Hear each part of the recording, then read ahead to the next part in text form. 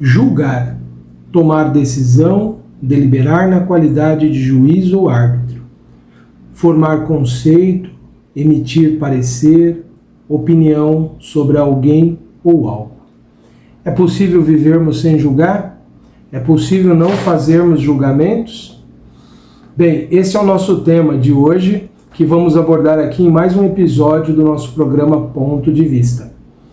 Nós iniciamos essa reflexão pensando naquela passagem do Evangelho, quando Jesus recomendou o seguinte: não julgueis, pois, para não serdes julgados, porque com o juízo que julgardes os outros, sereis julgados, e com a medida com que medirdes, vos medirão também a vós.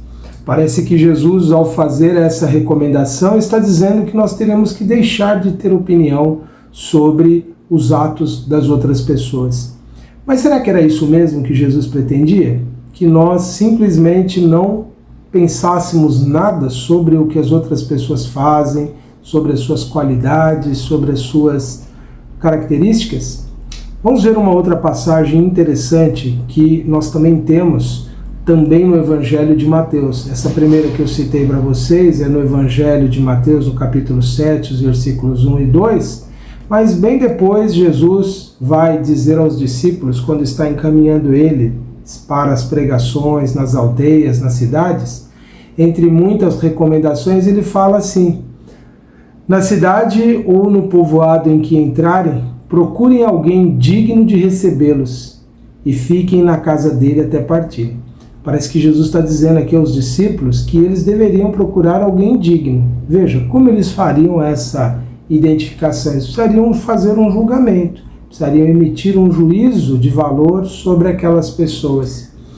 Então nos parece que essa recomendação de Jesus, não julgueis, não significa necessariamente que ele está dizendo que nós temos que deixar de julgar no sentido de avaliar, de reconhecer características, no sentido de emitir uma ideia, um parecer sobre alguém ou algo. Mas, muito provavelmente, Jesus está abordando a questão de um outro ponto de vista. Ele está trazendo a nós aqui a ideia de que, com a severidade com que nós julgamos os outros, nós seremos julgados. E para quem acha que Jesus não falou da lei de ação e reação, isso aqui é muito evidente, porque a nossa forma de julgar, agindo de uma forma severa, punitiva em relação aos erros dos outros, atrairia para nós essa mesma forma de julgamento. Então é muito clara essa ideia de que, na verdade, Jesus não está nos determinando não julgar, mas ao julgar fazer algo que possa ser melhor compreendido, ou melhor dizendo, que a pessoa ao julgar procure entender verdadeiramente as razões da pessoa que ela está criticando, que ela procure entender realmente aquele ser e não apenas julgar com o objetivo simplesmente de condenar. A outra passagem que nós vamos ler aqui, e nós estamos seguindo aquela ordem que Allan Kardec relacionou no Evangelho segundo o Espiritismo, que nós estamos analisando nessa sequência dos nossos episódios, é aquele episódio, então, da chamada mulher adúltera, que supostamente tinha sido surpreendida em adultério e que os homens traziam ali para Jesus para que ele confirmasse se a lei de Moisés, que mandava apedrejar essas tais, como o próprio texto aqui diz, se ela deveria ser cumprida ou não. Esta situação do apedrejamento da mulher é como tantas outras em que tentavam perceber em Jesus alguma contradição, alguma atitude que ele contrariasse a lei de Moisés e assim ele pudesse ser acusado e consequentemente condenado. E aí Jesus então propõe a eles assim, que aquele que fosse sem pecados, que atirasse a primeira pedra. Todos eles envergonhados, começaram a se retirar um a um da presença de Jesus, ficando somente Jesus e a mulher ali que era acusada. E aí Jesus pergunta para ela, onde estão os seus acusadores? E ela fala, não sei, Senhor. E aí Jesus vai perguntando para ela, ninguém te condenou? E ela disse, não, Senhor, ninguém. Então Jesus disse, nem eu tampouco te condenarei. vai e não peques mais. Essa passagem ela está no Evangelho de João, no capítulo 8. Então nos parece aqui que Jesus, ao colocar essa situação, ele está dizendo que para você poder realmente julgar alguém, você não poderia cometer os erros que você julga naquela pessoa, ou não cometer erro nenhum. É interessante que Jesus fala, qual dentre vós, ou seja, entre vocês, quem atiraria a primeira pedra? E então eles são tocados na consciência. Eu pessoalmente entendo que Jesus não salvou só a mulher, salvou também aqueles homens da hipocrisia que os tornariam assassinos. Salvou também daquela hipocrisia porque a lei de Moisés mandava apedrejar não apenas a mulher adúltera, mas o homem que adulterasse com ela. Então eles estavam numa contradição muito profunda, como muitas vezes as pessoas que julgam e condenam o próximo estão. Elas querem exigir do outro o cumprimento de regras que elas não cumprem. Querem exigir um padrão de conduta que elas não cumprem. Então Jesus, ele também, sendo ele um espírito puro, também não condenaria. Dessa forma, ele mostrou o quê? Que no julgamento nós não podemos fazer condenações e ele não pode ser mais severo do que a lei de amor manda termos uns para com os outros. Obviamente que Jesus não respaldou a atitude dela, caso ela fosse realmente adúltera, porque Jesus disse para ela no final, vai e não peques mais. Então ele reconhecia que ela sim talvez tivesse ali algo a ser censurado, mas diz para ela, não peques mais. Essa é a atitude daquele que repreende ou que orienta com a sabedoria e com a autoridade moral. Ele, ao orientar, ao esclarecer, ele não tira do indivíduo a oportunidade de se recuperar, de se regenerar, não condena ele tão severamente quanto as pessoas hipócritas fazem, dá a esse indivíduo uma nova oportunidade, dá àquele uma nova condição de tentar acertar, de tentar se modificar. Jesus, então, ele não proibiu necessariamente o julgamento. Quando a gente avalia uma ação de alguém e a gente considera ela errada, nós não estamos errados em fazer essa avaliação. O erro está em sermos excessivamente severos nas condenações, nas punições que nós queremos impor a essas pessoas. O nosso erro está em querer julgar as atitudes das pessoas e não considerar aquilo que nós também fazemos errado, porque toda vez que a gente avalia a outra pessoa sem lembrar dos nossos próprios erros, nós somos iludidos pelo nosso orgulho. Passamos a acreditar que nós sabemos exatamente tudo que aquela pessoa vivenciou para cometer aquele erro, que nós estamos desculpados das nossas próprias falhas. Quando a gente reconhece as nossas imperfeições, o quanto nós somos errados, nós tendemos a ser mais benignos com essas pessoas, mais condescendentes, porque nós entendemos que elas não conseguiram evitar aquilo que nós também não conseguimos evitar. E não cabe a nenhum indivíduo a autoridade de querer punir o outro quando o outro erra dentro dos limites que é razoável, que é próprio da natureza humana. Nós não temos a autoridade de punir ninguém, salvo nos casos em que alguém está cumprindo ali uma posição na sociedade, que ele deve aplicar uma lei, e ainda assim, para a aplicação dessa lei, tem que se cumprir todas as determinações legais, todos os procedimentos que a lei prevê e que se tenta fazer de uma forma que seja a mais justa possível para coibir os erros, para impedir que a pessoa volte a cometer aquele erro ou outros mais. Mas, de modo geral, nas nossas relações, nas nossas atividades, na nossa experiência, não nos cabe esse papel de viver censurando as outras pessoas.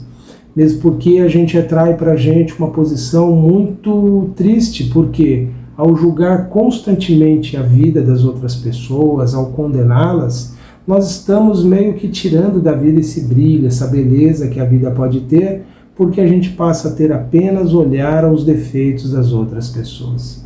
Quando a gente ignora as virtudes, as qualidades, o bem que se fez ou que se faz, nós deixamos de ver que a vida não apresenta só pessoas erradas, pessoas falhando, mas apresenta igualmente pessoas que também acertam, que também se esforçam, que também tentam. Daí, então, considerarmos que o julgamento que Jesus fala que nós não podemos ter é o julgamento severo, sem amor, sem compaixão, é aquele que nos torna muito duros de coração e nos faz infelizes com essa dureza. Aqui Kardec, ao comentar essas duas passagens que consta aqui nos itens 11, 12 e 13 desse capítulo que nós estamos analisando, que é o capítulo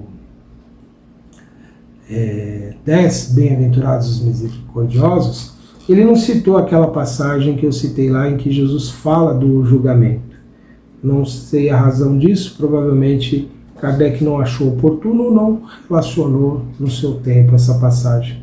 Mas ele fez comentários bem pertinentes daqui que nós vamos analisar. Olha, aquele que estiver sem pecado, atire-lhe a primeira pedra, disse Jesus. Esta máxima faz da indulgência um dever, pois não há quem dela não necessite para si mesmo. Quantas vezes nós não precisamos de indulgência das outras pessoas ao julgar os nossos erros? Temos que ter essa indulgência para com os outros também. E diz que não devemos julgar aos outros mais severamente do que nós julgaríamos a nós mesmos. A medida do que nós queremos para o próximo é sempre a que nós queremos para nós. Se eu quero justiça para mim, eu tenho que praticar justiça para o outro. Se eu quero bondade comigo, eu tenho que praticar bondade com o outro. Nem condenar nos outros os que desculpamos em nós. Antes de reprovar a falta de alguém, consideremos se a mesma reprovação não nos pode ser aplicada. A censura da conduta alheia pode ter dois motivos: reprimir o mal ou desacreditar a pessoas cujos atos criticamos. Entre este último motivo, jamais tem desculpa, pois decorre da maledicência e da maldade. Então, quando a gente julga alguém, a gente tem que pensar: o que está me movendo? É um sentimento que eu tenho contra aquela pessoa, por isso que eu estou falando dos atos errados dela, ou eu quero realmente ajudar a prevenir o mal? Isso só é quando nós estamos em posição realmente de reprimir esse mal, porque comentar o mal por comentar, apenas para destacar o vício das outras pessoas, não está reprimindo mal algum. Então, não teríamos por que falar dos erros dos outros. E aí ele diz assim, olha, o primeiro, reprimir o mal, pode ser louvável e torna-se mesmo um dever em certos casos, pois dele pode resultar um bem e, porque sem ele o mal jamais seria reprimido da sociedade. Então é muito claro isso. O não julgueis não é para que a gente deixe de reprimir aquilo que pode estar atrapalhando a sociedade ou alguém específico. Julgar alguém e coibir o mal é algo necessário. E aí ele diz assim, aliás, deve o homem ajudar o progresso dos seus semelhantes? Então ele traz esse questionamento, trazendo isso. Ao reprimirmos o mal, estamos ajudando no progresso das outras pessoas. E aí ele diz, não se deve, pois, tomar no sentido absoluto este princípio. Não julgueis para não seres julgados, porque a letra mata e o espírito vivifica. Ou seja, nós temos que entender o sentido mais profundo disso que Jesus colocou. E nos parece que aquela passagem de Mateus, que Jesus manda os discípulos ver quem é digno de hospedagem, é a comprovação dessa afirmação aqui que Kardec faz nesse sentido, de que não podemos pegar ao pé da letra as palavras de Jesus.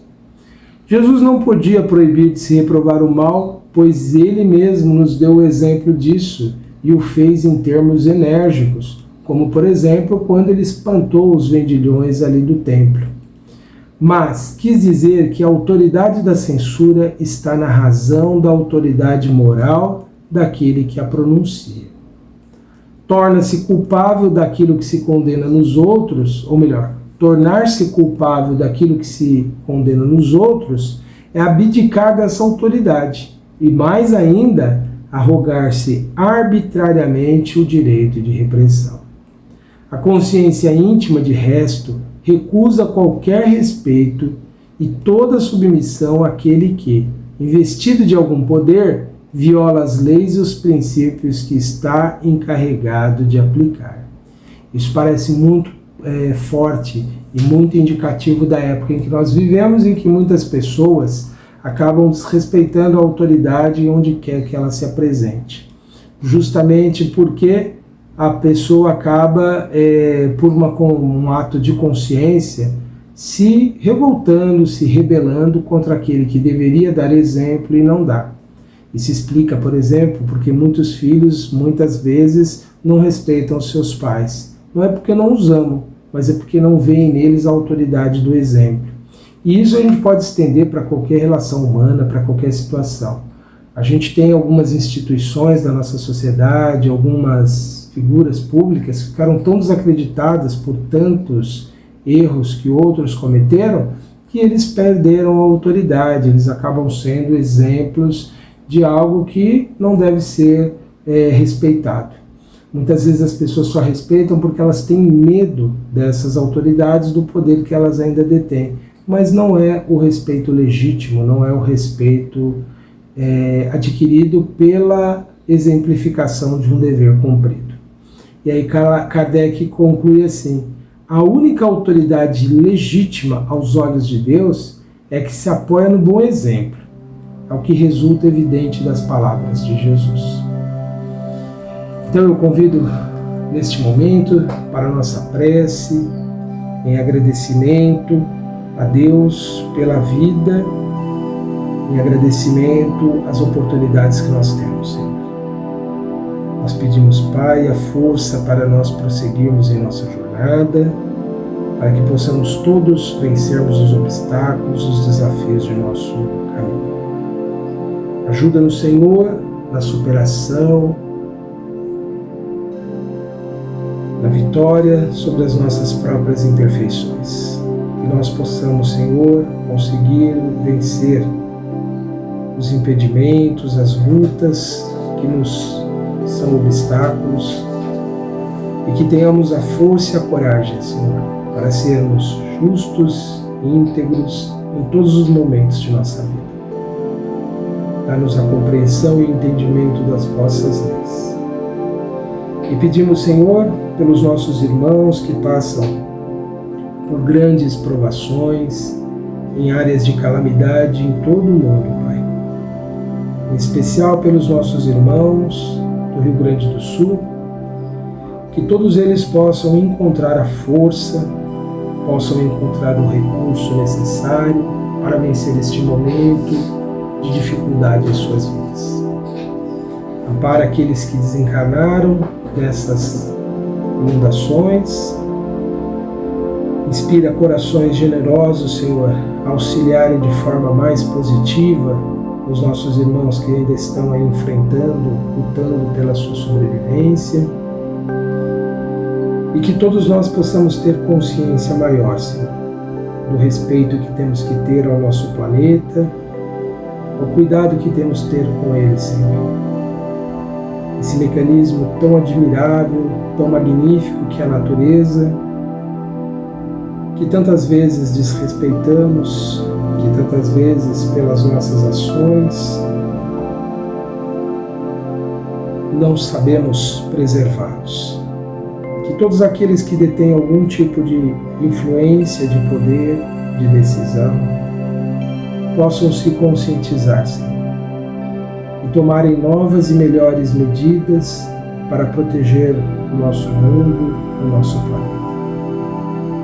Nossa prece, Senhor, por todos aqueles que estão nesta época atravessando as provas, as lições necessárias ao crescimento do Espírito. Que todos possam, através do trabalho, do esforço no bem, redimirem-se e alcançarem uma posição de maior equilíbrio, de paz, de segurança em suas vidas. Permitir, Senhor, que assim seja. Graças te damos. Meus amigos, foram estas as nossas reflexões para este momento. Continuem acompanhando a nossa programação aqui no canal Espiritualidade e também as nossas outras atividades no site atenormorais.com.br. Um grande abraço a todos e até a próxima.